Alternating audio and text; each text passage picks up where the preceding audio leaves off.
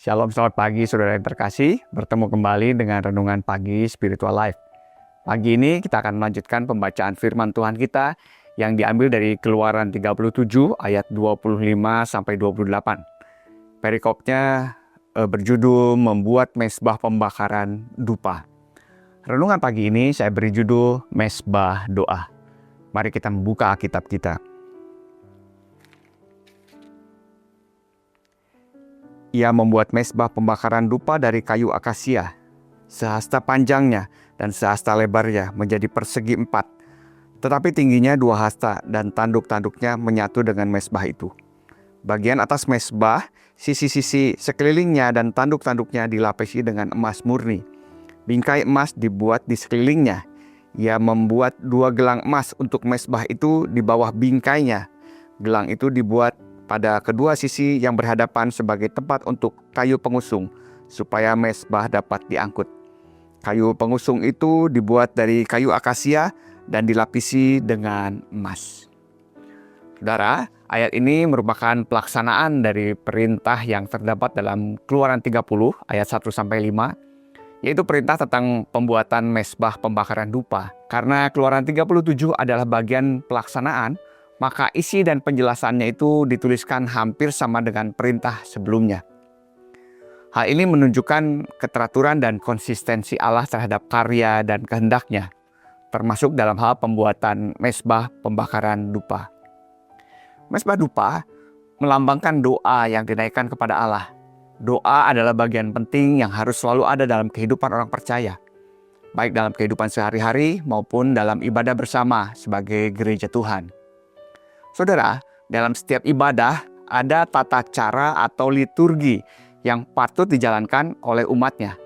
Pada perjanjian lama, korban yang dipersembahkan kepada Allah tidak dibakar begitu saja, tetapi ada aturan dan tata cara yang mengatur seluruh prosesnya. Demikian pula dengan relasi antara manusia dengan Allah. Hubungan dengan Tuhan tidak berhenti pada penebusan dosa saja, seolah-olah setelah itu semuanya selesai. Tidak demikian. Ada prinsip-prinsip dan sikap yang harus diperhatikan ketika kita bersekutu dengan Allah. Alkitab mengajarkan bagaimana seharusnya sikap hati kita di hadapannya. Nah, demikian juga di dalam hal berdoa. Alkitab mengajarkan pola doa melalui doa Bapa kami. Kita tidak berdoa sekedar mengatakan apa saja yang kita inginkan. Kita tidak berdoa dengan berbicara sesuka hati, seperti kepada teman karib tanpa rasa hormat sedikit pun kepada Allah. Namun kita ketika sedang berbicara dengan sang penguasa jagat ini, ketika kita sedang berdoa, maka saat doa adalah hal tentang memuliakan nama Tuhan, tentang merindukan kehendak dan kerajaannya, memohon pemeliharaan, pengampunan, serta penyerahan diri kepada kehendaknya.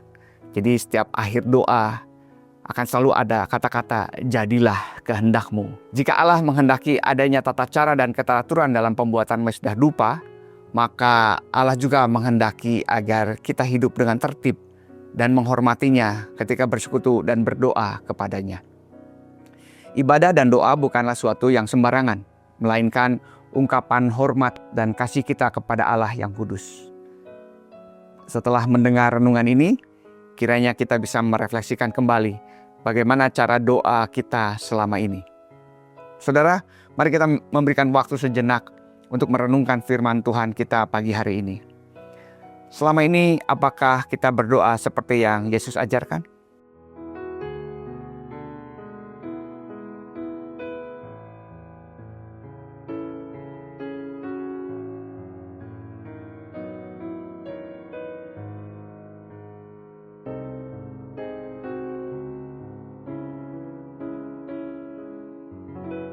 Saudara, mari kita berdoa. Bapa dalam surga, terima kasih, kami mengucap syukur untuk kemurahan-Mu. Engkau mengingatkan kembali Tuhan, ketika kami berdoa, kami selayaknya berdoa seperti yang Yesus ajarkan. Tuhan, tolong kami Tuhan, ketika kami berdoa, kami pun menyadari bahwa kami sedang bertemu dengan Engkau, Sang Penguasa jagat raya ini Tuhan, Allah yang mengasihi kami, Allah yang Maha Kuasa dan Kudus. Kiranya Tuhan kami selalu mengingat ini sehingga kami berdoa Kami juga penuh dengan hormat, penuh dengan keterbukaan kepada Engkau, penuh dengan kasih, tetapi juga penuh dengan kegentaran kepada Allah yang maha besar itu Tuhan. Terima kasih Tuhan, kiranya Engkau terus mengaruniai kami dengan kebenaran-kebenaran baru dan kesadaran-kesadaran baru Tuhan. Dan terlebih Tuhan dalam kedewasaan lagi yang semakin mengasihi Engkau selama-lamanya Tuhan. Terima kasih Tuhan, di dalam nama Yesus kami berdoa dan mengucap syukur. Amin. Saudara, kiranya Allah Tritunggal senantiasa menolong kita pada saat kita bersekutu secara pribadi dengan Dia. Selamat pagi, selamat melanjutkan aktivitas saudara di minggu ini. Tuhan Yesus memberkati.